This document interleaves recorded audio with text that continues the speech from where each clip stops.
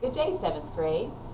As you can see, I am not here today. You have a substitute, but I am with you in spirit and also in voice. If we take a look up at the board, you will see that we're going to be doing studies in reading, writing today. Our reading objectives will be to look at character and the process of characterization, and you will be doing an opening writing prompt to the story Explosion. Now, you've already seen the movie October Sky, and this is an excerpt from the book that inspired that movie.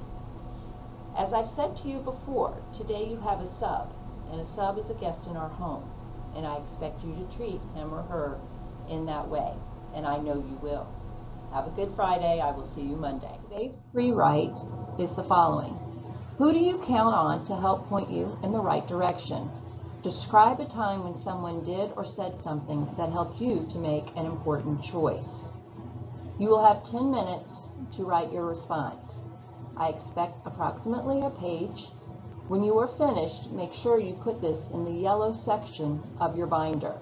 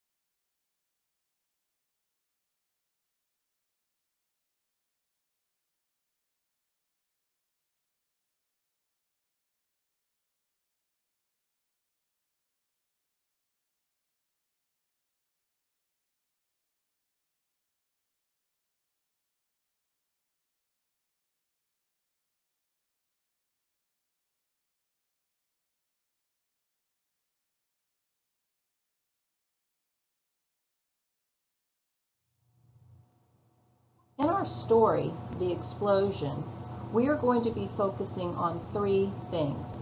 One, the memoir. Two, the process of characterization. And three, making inferences. After our Heroes Project, you are all very familiar with autobiographies and biographies. Memoirs are similar in that they are about a real person and true events. Just like the autobiography and biography, they have characters and setting. However, a memoir is often a specific time period in a person's life, and it's based on their own account and their own memories, whereas an autobiography might be based on the entire life of the subject, and it is more factually based. Authors create characters through a process called characterization. Characters are the people in a work of fiction. Now, I use the word people, but in fact, in fiction, a character can be things other than people. They can be animals, they can be broomsticks, they can be witches, creatures of fantasy. One of the ways to help you analyze how an author has created a character is using the strategy STEAL. S, what a character says. T, what the character thinks. E is a character's effect on others. A stands for the character's actions, and L, a character's looks. Read along as I read the following excerpt. Evan was lying on the sofa. His hair was sticking out in a million directions, and his clothes were stained from his last 2 meals. He was watching a television show that he really didn't like. He saw the remote on the table across the room. Evan considered getting up, but decided against it. As his sister Cleo entered the room, he said, "Hey, you mind handing me that remote?" Cleo rolled her eyes and walked out, ignoring her brother's request. Oh well, thought Evan. He knew his mom would be coming through in a while. By now, I'm pretty sure that most of you have come to the conclusion that the character of Evan is pretty darn lazy. Now, did the author tell us directly that Evan was lazy? No. What clues did the author give us, or what descriptions did the author give us that allow us to make the inference that Evan is in fact not the most motivated man? What is something that Evan said? Well, let's take a look. Evan asked his little sister when she enters the room, "Hey, do you mind handing me that remote?" Evan is basically, because we understand what's going on in the context of our excerpt, we understand that Evan asking his sister to get the remote when it's simply across the room does in fact show his laziness. A thought that Evan has that supports the characterization of his laziness is that even though his sister would not hand him the remote, and he still was watching a TV show, he still would not get up and get his own remote. Oh well, thought Evan. He knew his mom would be coming through in a while.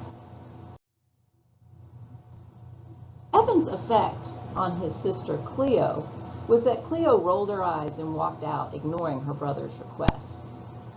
We know from our own background knowledge that we'll roll our eyes and ignore our siblings when we find them to be ridiculous.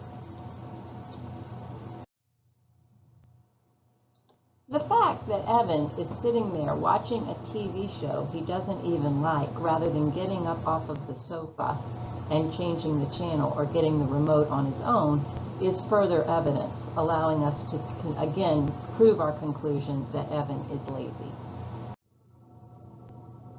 The author's description of Evan's looks, his hair not being groomed, his clothes dirty from past meals, also supports the idea that Evan just is not the most motivated person at this time in his life. Good readers make inferences while they're reading. You make inferences every day as far as figuring out what mood your parents are in, figuring out what mood your friends are in. They may not tell you, but their actions and your background knowledge combined give you the information you need to act appropriately. When you're reading, a good strategy is what we call the TBI. The T stands for what the text says, B stands for your own background knowledge, and I is the inference or the educated guess that you make when you combine those two things. To make an inference, use details from the text and your own knowledge to make that logical guess. When you make an inference, ask yourselves questions such as, what do I know about being in that situation? What might I do if I were that character? Please follow along as I read the excerpt. Adrienne wiped her sweating hands on her skirt and immediately checked to be sure she hadn't stained the shimmering fabric. Through the thick curtain, she heard the audience murmuring. Although she could not yet see them, her ears told her it must be a packed house. She dreamed of this moment all her life, spent years training her body to move gracefully in rhythm with the music. The final weeks leading up to tonight had been especially trying, and Adrienne had the blisters and calluses to prove it. They were carefully hidden, of course, under delicate satin slippers with ribbons that encircled her ankles. The first notes of the opening number were hanging in the air as Adrienne quickly took her place center stage. She took a deep breath, as she'd been taught, and tried to send all of the negative emotions out of her body as she slowly exhaled. The curtains parted. In our excerpt, the author doesn't specifically and directly state where the story is taking place or the time. However, when I look at the text, I see things like the moments leading up to tonight, the thick curtain, the audience, and he mentions center stage. What I know from this is that I have seen many performances, and I know that curtains open, and that the center stage is the most important part of the stage, where the featured artist always is. So I can infer that the setting is on a stage and that it is in the evening. Again, the author never tells us specifically or directly what the narrator is feeling. However, I think we can come up with a good inference based on what the text says and our own background knowledge. It says that she wiped her sweaty hands on her skirt, took a deep breath, and sent out the negative emotions. From my own background, I know that when I'm nervous, I sweat. I also know that controlling my breathing helps me try to control my emotions. So the inference I'm making is that our narrator is nervous about performing this evening. Our final inference for today will focus on what the character is doing. When I look in the text, I find the following clues. Our narrator is wearing glimmering fabric. She has delicate satin slippers with ribbons encircling the ankles, and she has blisters and calluses. From my background knowledge, I know that performers wear fancy costumes, and I know that ballerinas specifically wear satin slippers with the ribbons, and I know quite a few that have had very injured feet. So from all of this, I put it together, and I can make the inference that the narrator is in fact about. All right, boys and girls, I want us now to turn our attention to our Volume 1, Expert 21. You're going to be reading the story, The Explosion. The first time you read it, I want you to partner read. It starts on page 11. Should you have time and you finish before the end of class, I want you to then start working through with your partner a second time through the reading and completing the response activity. Hope you've had a good day. I've missed you. I'll see you Monday.